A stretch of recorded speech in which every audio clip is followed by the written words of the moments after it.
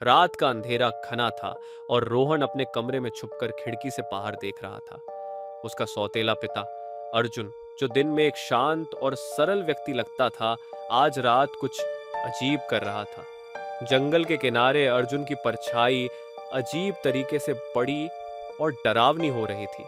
रोहन ने खिड़की से देखा कि अर्जुन का चेहरा धीरे धीरे बदल रहा है। उसकी आंखें पीली हो गई थीं और दांत नुकीले होकर चमकने लगे। अर्जुन के हाथ पंजों में बदल गए और उसकी सांसें भारी होकर गहरी गूंज पैदा कर रही थी।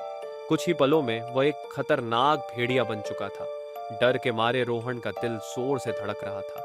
अर्जुन ने हवा में सूंघा और धीरे धीरे घर की ओर मुड़ा।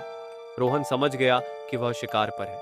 रोहन ने धीरे से दरवाजा बंद किया और बिस्तर के नीचे छुप गया। बाहर भारी कदमों की आवाज सुनाई दी। अर्जुन अब भेड़िए के रूप में घर में घुस चुका था।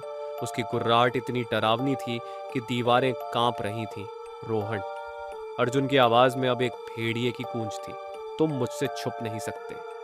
रोहन ने अपनी सांसें रोकी, लेकिन तभी दरवाजा टूटने की आवाज आई। अर्जुन ने बिस्तर को पलट दिया। रोहन की चीख पूरे घर में गूंज उठी। अगली सुबह घर खाली था। सिर्फ खून के निशान और फटे कपड़े पड़े थे। गांव में एक नई अफवाह फैल चुकी थी।